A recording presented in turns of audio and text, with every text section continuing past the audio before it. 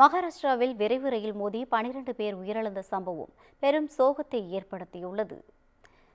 மகாராஷ்டிரா தலைநகரான மும்பையில் உத்தரப்பிரதேச மாநிலம் லக்னோவுக்கு புஷ்பக் விரைவு ரயில் புறப்பட்டது. இந்த ரயில் ஜல்கான் பகுதியை கடந்தபோது ரயிலில் தீ விபத்து ஏற்பட்டதாக வதந்தி பரவியது.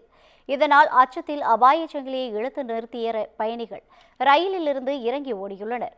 அப்போது எதிர் திசையில் டெல்லியிலிருந்து பெங்களூரு நோக்கி சென்ற விரைவு ரயில் பயணிகள் மீது பயங்கரமாக மோதியது. இதில் 12 பயணிகள் பரிதாபமாக உயிரிழந்தனர். படுகாயமடைந்தவர்களை மீட்டு மருத்துவமனையில் அனுமதிக்கப்பட்டுள்ளனர். இதில் சிலரது நிலைமை கவலைக்கிடமாக உள்ளதாக மருத்துவர்கள் தெரிவித்துள்ளனர். ரயில் விபத்தில் உயிரிழந்தவர்களுக்கு உள்துறை அமைச்சர் அமித்ஷா, மகாராஷ்டிரா முதலமைச்சர் தேவேந்திர பட்னாவிஸ், உத்தரப்பிரதேச முதலமைச்சர் யோகி ஆதித்யநாத் ஆகியோர் இரங்கல் தெரிவித்துள்ளனர்.